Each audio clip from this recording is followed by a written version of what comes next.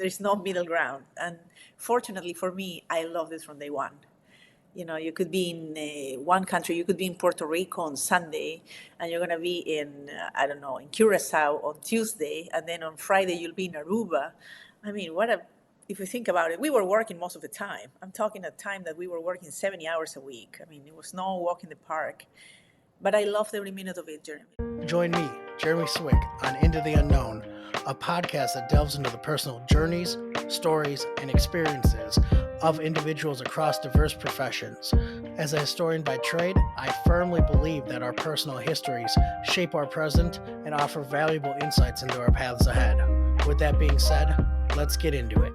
On this episode of Into the Unknown, I am joined with an extremely special guest, Analucia Beltran. How are you doing today? Excellent, Jeremy. Thank you for having me. I'm thrilled to be with you.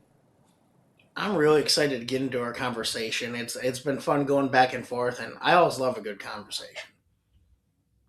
Same. I was looking forward. I know we share a couple of things in common, so I cannot wait to get into the conversation and let the viewers in as well. But thank you for having me again. Absolutely, absolutely. So I always like to talk about the importance of networking. We're actually connected through Kate Ekman.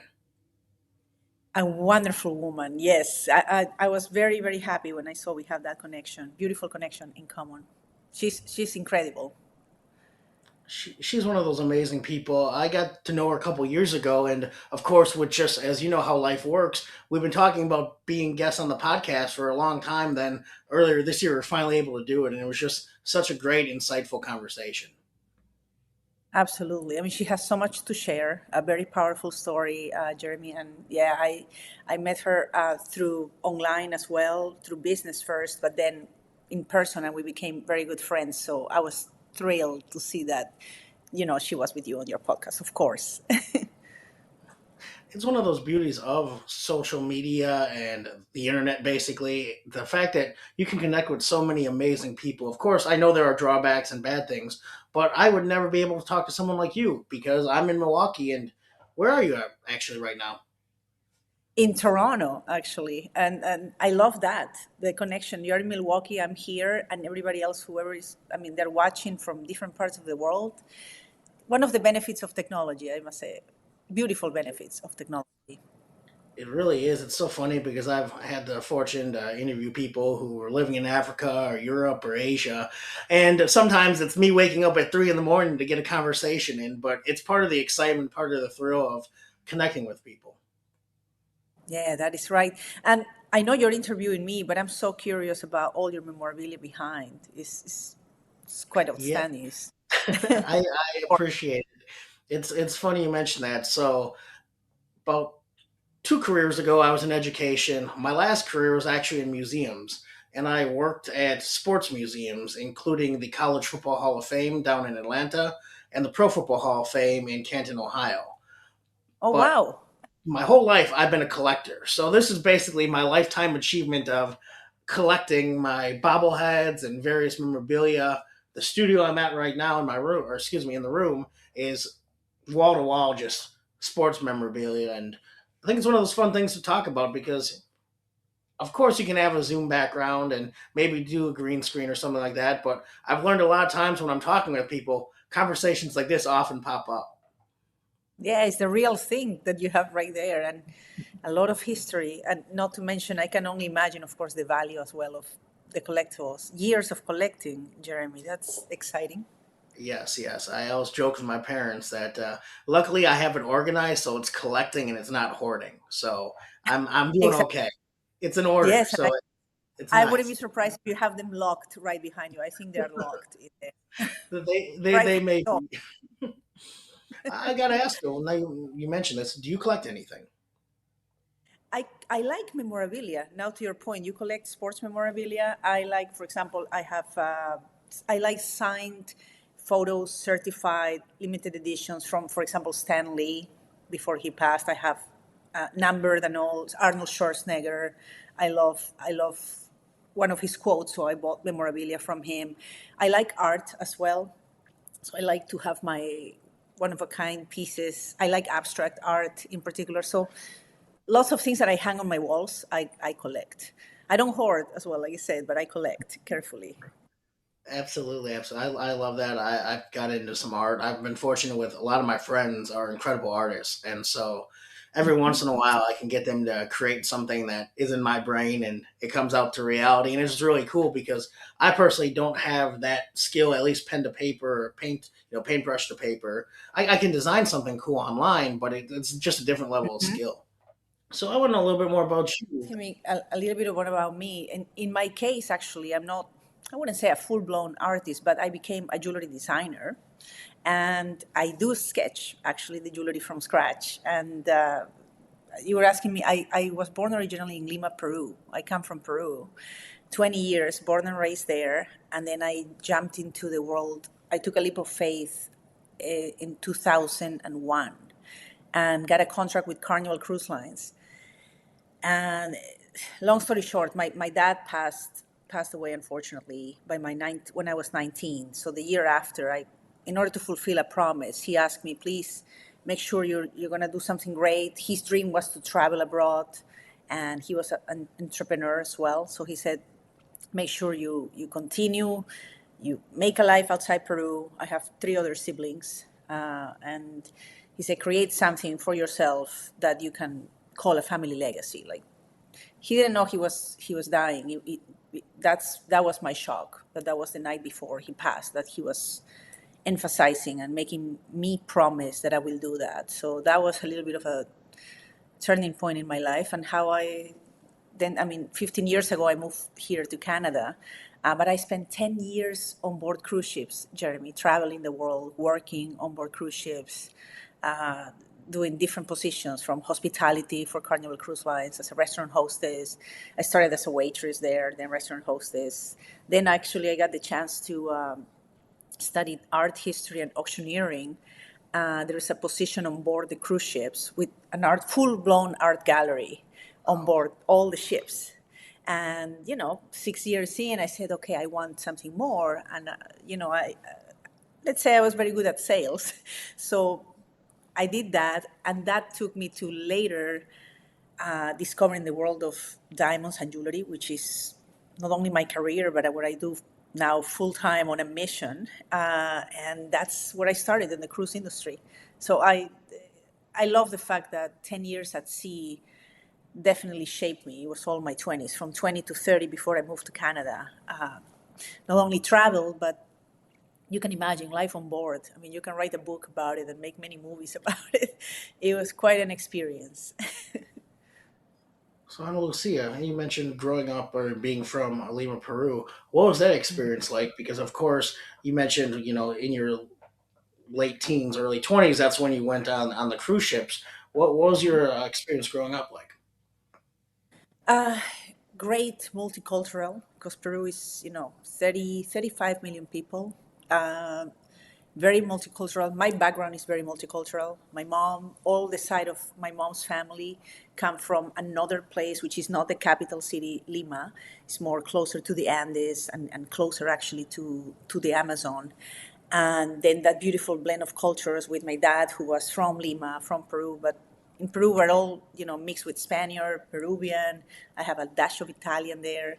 So it was very interesting growing up, and very crowded streets, very loud parties as a kid, lots of music, lots of good food, loving families. We celebrated everything, like you name it. If it was Wednesday and it was a birthday from somebody, Jeremy, we were there in their house celebrating the birthday. It didn't matter. So that it was a very beautiful childhood, very family oriented, very crowded.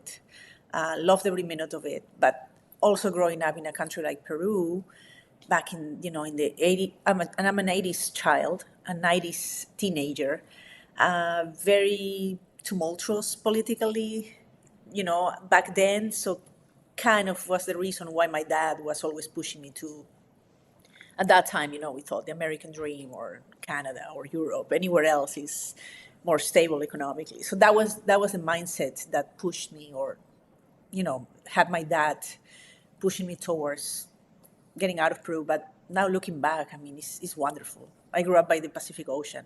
It's really great weather, California type of weather. So no harsh winters, not real four seasons there. Yeah, it's a great upbringing, I must say. Very rich in culture, in love, family, friends and family, plenty. Analucia, I appreciate that. It's one of those things. So I was actually born in Guatemala, but I was adopted, and so Oh, I came to the United States at about 6 months, or excuse me, 9 months. So I have the same experience. amazing. You know what I'm talking about. Exactly. Absolutely, and it's one Yeah. of those things because you mentioned like how amazing it was, and talking to people that are from there originally, it was a lot of the same close knit family, close knit community, Yep. but also the reality of what was going on in the '60s, '70s, '80s, '90s Especially in in what, those countries. oh, yeah. Politically, yeah, it's very tumultuous, Jeremy. And coming to America, in your case, yeah, it's a different mindset, different culture, but our upbringing never leaves. I think we keep that inside, that fire and that upbringing at all times, no matter what. I appreciate you mentioning that. And it's funny you mentioned that too, because I think one of the reasons, not maybe the main reason, but one of the reasons I got so deep into history, earning an undergrad and then a master's, a lot of my early history was learning more about Guatemala, learning about, a 1954 overthrowing of a government, a 1960 civil war, being born in 31 of our 36 year civil war, and of course all the amazing aspects of the country as well. I always tell people it's not all doom and gloom, but I think it was one of those Yeah. things as a young kid really being interested in that area of history. Yes, you couldn't ignore it, right? It's something that you had to acknowledge from as beautiful as the culture it is and the people. Yeah, politically or same in Peru.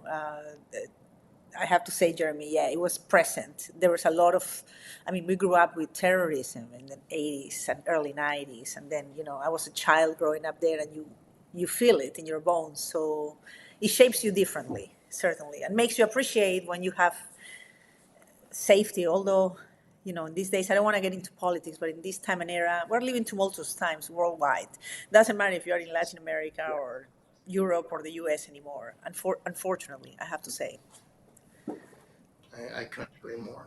So you get on the cruise line. What prompted you for the cruise specifically? Because as you mentioned, you wanted to get out and travel, or experience life outside of Peru. What made the cruise ships your option? Yes. Well, growing up by the sea, as I mentioned, sailing was very appealing, but it was also one of the options. I was looking for a way, of course, a legal way, and getting out with a contract under my arm, literally to go and make something of myself the right way. And there were some other options, like flight attendant was one thing that came to mind and was already on the cards. But in the end, Carnival, I have to say, Carnival Cruise Lines was the one that said yes. And I dropped even from a beauty contest, from a beauty pageant that year in 2001 in Peru. And I said yes. They gave me the date. It was August 8th. I will never forget. And I took the plane to Miami, accepted the offer, and the rest is history, I must say. So it was very. I had, of course, the idea that going on a cruise. Remember the movie Titanic, of course.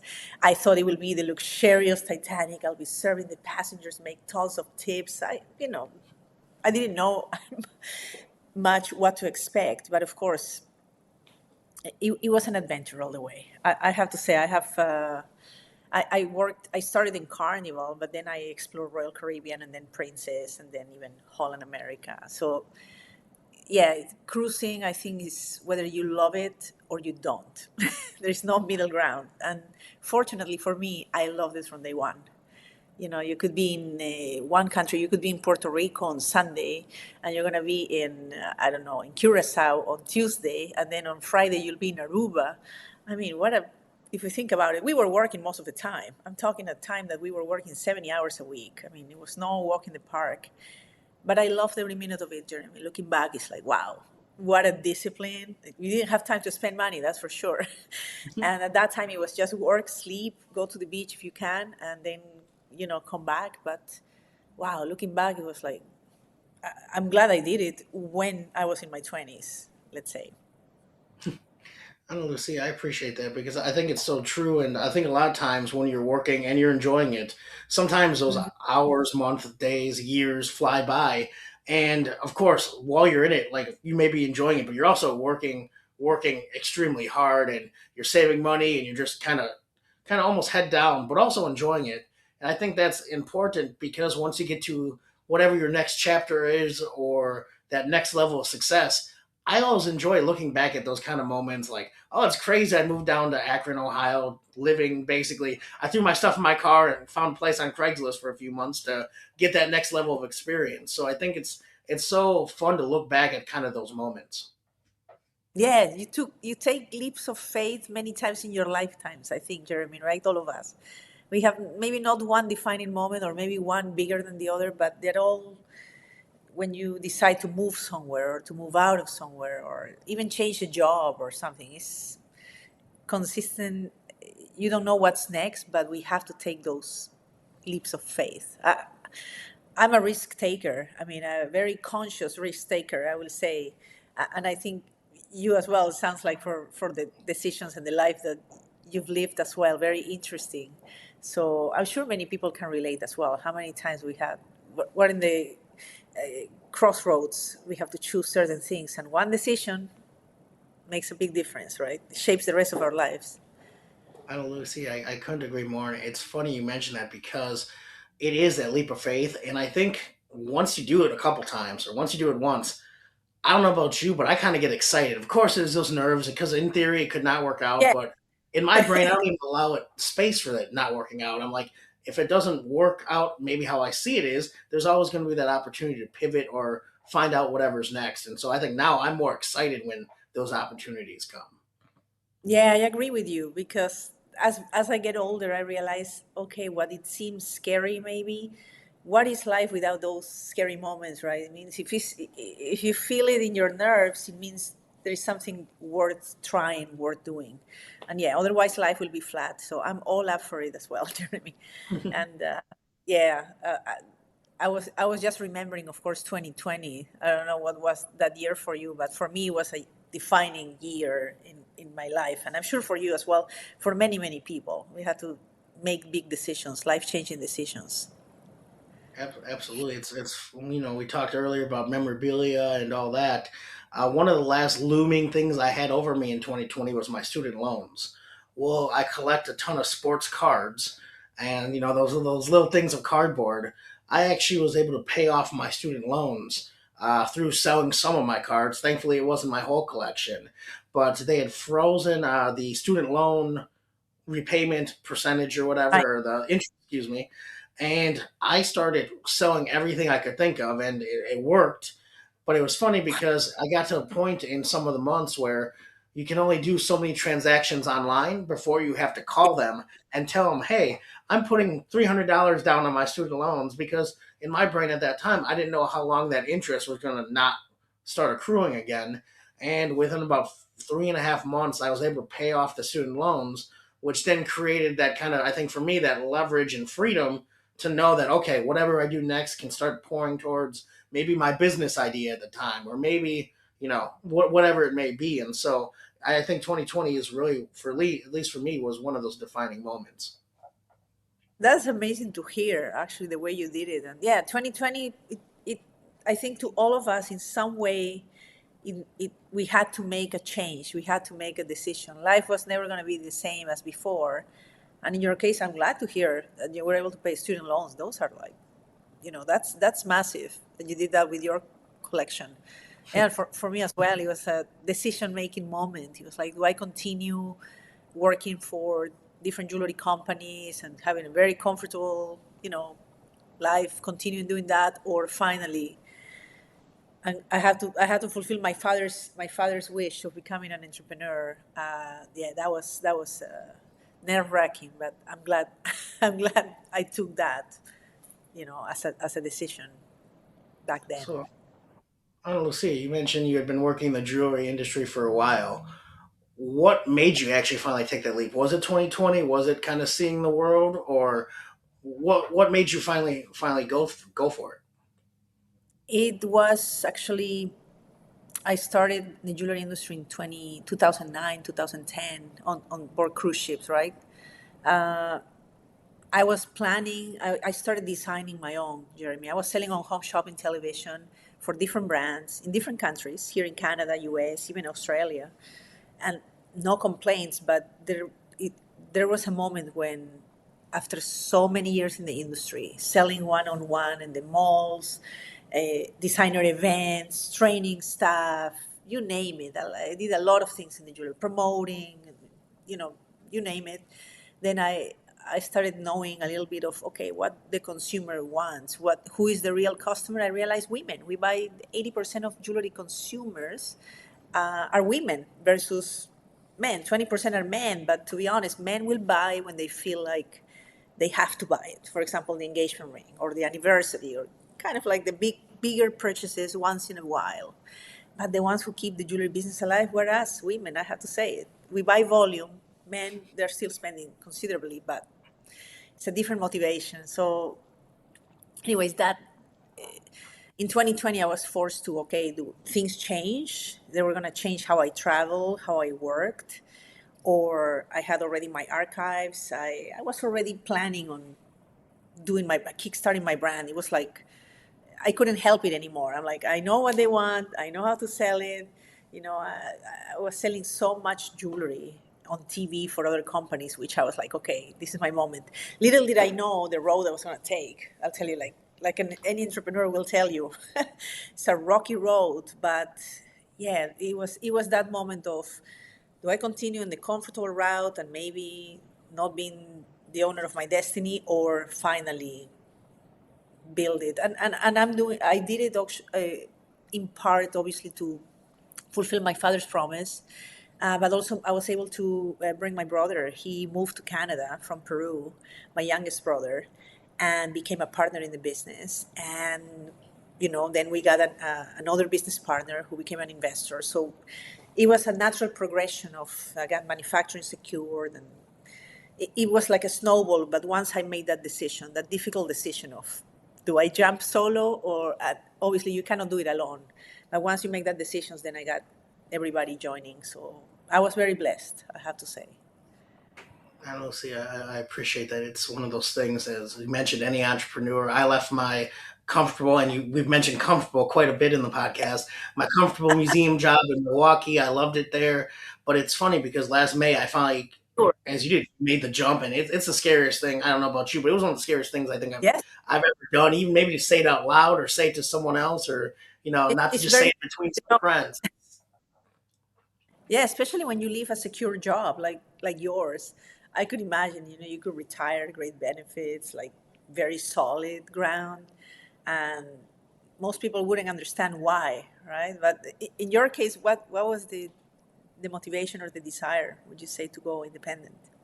Yeah, I appreciate that. So back in 2018, I kind of started my business working on social media, and really it was to keep that museum dream alive. I love the field, but there was times where I was eligible for food stamps while working full time. And I realized that if I wanted to stay in the museum field, especially with those entry level new jobs just out of grad school, I needed to find something. I found the social media aspect and I started to really like it. As I continued to grow, I had the fortune of going down to Atlanta at the Cultural Hall of Fame, becoming their historian and curator at 25. And for me, as we mentioned, that was one of those jobs you could retire from. I could have worked there until I was in my 70s, and I don't think Yeah, anyone would have questioned it. I realized on day two, I'm like, oh, this isn't going to be a lifetime job. I will be here for a few years. And for me, it was kind of devastating, to be honest, because I'd worked so hard to get to that opportunity. And then I realized like it was amazing and I loved every second of it, but it was a job at the end of the day. And I don't think it filled that my cup up as much as I thought it was going to. that is actually the reason, right? In the end, it was a job at the end of the day, as beautiful as it can be or as secure as it can be. You're right, Jeremy. It's like there is a ceiling, that how there is a cap at the end of the day. So, and I think for a lot of people who makes it to the other side, yeah, that's one of the motivations. But yeah, to your point, very scary. I mean, anybody who has done and gone on their own, we're not going to sugarcoat it or say it's like, yeah, you're going to be on 24/7, because when you live from your business or you build something from scratch or you have partners or investors to reply to, yeah, it never ends. So very different life after that. It really is. And one of the things was actually in 2022, I moved back to Wisconsin. So I'm from here originally. I was living in Atlanta. And again, 2020 woke me up a little bit because I love being home. I love being in Wisconsin. I weirdly love the winter. I love being around my family and my friends and all that. And so that was another motivation. And once I was able to leave that museum job, I went to another one more local and I enjoyed it. But I kind of started seeing the wheels turn even when I first started there. I'm like, this was a great landing spot, but this business is it's not going away in my brain. I'm starting to get even more clients. And then, like we mentioned, in May last year, kind of hit the wall where it was like I'm working two full-time jobs. I'm fortunate I'm bringing a little more on my side job than I am on my main job, while trying to give both the attention. And then You might dedicate all your time and effort to what you're doing on your own. Yeah, that's it comes down to that as well. I think the satisfaction of creating something on your own, like in your case with media, and yeah, in my case with the jewelry, it's like we just crossed the line of 5 years in business, and I'm like, wow, there's women in different parts of the world collecting, wearing, uh, writing reviews, asking for more. So it's very gratifying, and at the same time it keeps you have to give your best every time, so they hold you accountable as well, your clients. So it's a wonderful thing to be able to do that, I find. Ana Lucia, when you mentioned creating your own jewelry and you mentioned you sketch a lot of it, had you always been sketching those ideas, or how did that evolve? It actually comes from, well, my dad, again, rest in peace. He was an architect of profession, so he was very talented at drawing, and naturally, at that time, I'm talking, they didn't have AI or technology. They have to create those plans for the houses with precision. So I grew up watching him. A little bit of that talent I inherited. I actually studied fashion design when I first got out of high school, and I wanted to be a fashion designer. That was my first dream. So let's say I learned how to sketch professionally. I went to fashion design school, but then with jewelry, learned. I was fortunate enough to work with one very big jewelry designer from New York who's passed, Mr. Effie Hematian. I will say it here. A lot of people who's been and they know Effie. That was a big influence for me, watching him sketching, actually getting the chance to see him in his office in New York. Spend some time with, it's a family business, but a big family business. So it was very enriching, the experience, and see the process of how they did that, and then use technology to bring the designs. But it all comes down to, starts with the paper and pencil, watercolors, and then as a professional in the jewelry industry, then you become very picky, and oh my God, my sketches have thousands of specifications, and to the millimeter, I will measure how my earrings will look like on the sketch, and it's a whole process. It's fascinating. But to your point, of course, when you go on a scale, then you have to automate a little bit those things. But I have a great team at the factories. We manufacture in overseas, but again, technology allows me to work with those teams back and forth. But yeah, everything starts literally. Majority of my designs will start on paper from scratch. In everyone's journey, you make a decision, not really knowing the outcome. Can you give me a time where you just went for it? The defining year, 2020, for sure. Yeah. And 2024, I must say, was another defining moment in life. I had to make decisions to continue and to revamp and do things. So I will say 2024, again, was a very defining year that I have to say, definitely keep going, go for it. So twice in 4 years, in less than 5 years. It's those moments, though, and I think somewhere in your Yeah. soul, or however you describe it, you just feel like you need to keep going, and it's like almost like I need to see this out, whether it goes, Yes. whether it ends or it continues to grow. It's like I feel like you need to see it out. Yes. It's almost like I don't know if it happens to you. In my case, it's like an interior voice, or maybe inspiration from above, or maybe my dad's soul, or God, call it however you want to call it, that tells me, no, you need to see this through. And yeah, I cannot quit, no matter how difficult. Because I'm not, yeah, you have defined those defining moments. Like I mentioned, 2020 was one, but 2024, you know, another decision making time, and I'm glad I crossed to the other side. But yeah, it's, making decisions with that vision, keep the vision alive. No matter how you get there, you just have to find a way, and it is And possible. I think one of those things you mentioned, I think it's important to follow the vision, but also being understanding that the vision may shift, it may change, because I don't think it ever looks like how it is in my brain.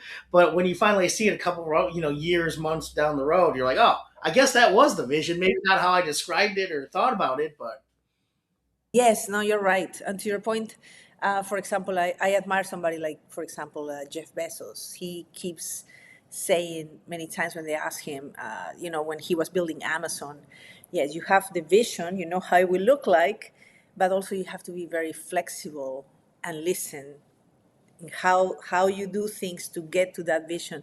Keep that vision alive, and in my case as well, you know what you want to get, but definitely you have to be very flexible. And like you said, the outcome can be maybe better than what you thought, or you have to adjust. If you don't adjust, if you're not flexible, yeah.